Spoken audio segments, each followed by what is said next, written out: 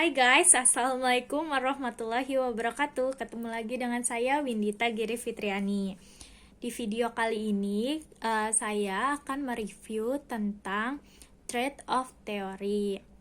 Trade-off theory teori ini mengemukakan bahwa perusahaan harus memaksimalkan nilai perusahaannya dengan cara mempertimbangkan biaya yang akan timbul dari menahan kas perusahaan dan apa keuntungan dari menahan kas perusahaannya. Teori ini termasuk pada cash holding karena adanya keuntungan dari dua motif, yaitu motif transaksi dan yang kedua motif berjaga-jaga. 1.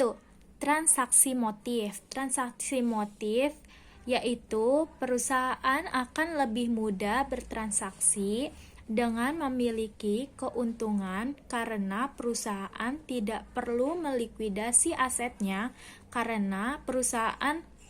jika perusahaan tersebut melikuidasi asetnya akan menambah daftar biaya di perusahaan.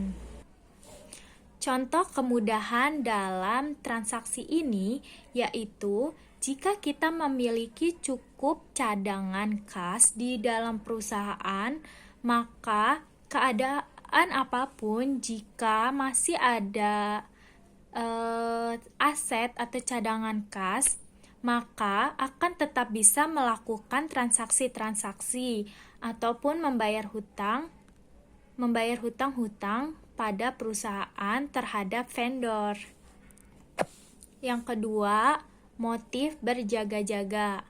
Di dalam perusahaan, motif berjaga-jaga ialah menunjang perusahaan agar tetap bisa beraktivitas dan tetap bisa berinvestasi jika bisa menahan dan memiliki cukup cadangan kas lebih di dalam perusahaan, maka dapat dicontohkan seperti ini. Di saat keadaan sulit, yaitu pandemi corona seperti ini, perusahaan memiliki cukup cadangan kas di dalam perusahaan, itu akan lebih mudah melakukan aktivitas agar masih bisa berjalan jika dapat memaksimalkan cadangan kas tersebut dengan baik.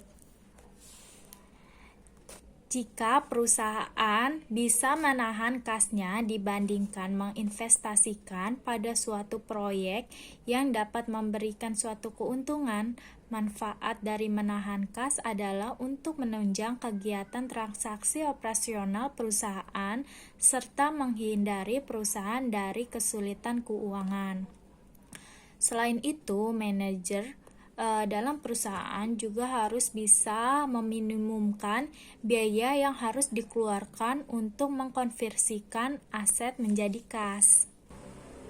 Keputusan yang tepat dapat diambil manajer jika perusahaan untuk mengelola cash holding akan konsisten dengan tujuan perusahaan untuk memaksimalkan nilai perusahaan.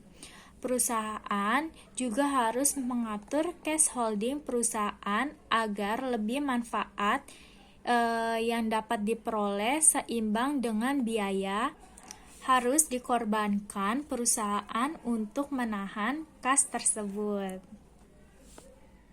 Kepemilikan kas karena asumsi bahwa perusahaan dengan kapital ekspenditur yang tinggi akan memiliki jumlah uang tunai yang cukup untuk kas menjadi penjaga bahwa biaya transaksi yang terkait modal luar dan peluang biaya.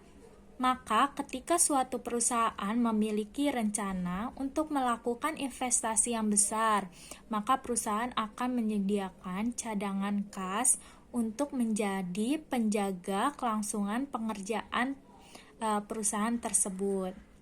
Dengan keberadaan cadangan kas tersebut, maka cash holding yang dimiliki perusahaan akan tinggi. Demikian review trade-off theory dari saya. Kurang lebihnya mohon maaf. Wassalamualaikum warahmatullahi wabarakatuh. Jika teman-teman ada pertanyaan, dapat ditanyakan di kolom komentar ya teman-teman, agar kita semua bisa belajar bersama. Kurang lebihnya mohon maaf. Wassalamualaikum warahmatullahi wabarakatuh. Bye bye, see you next time.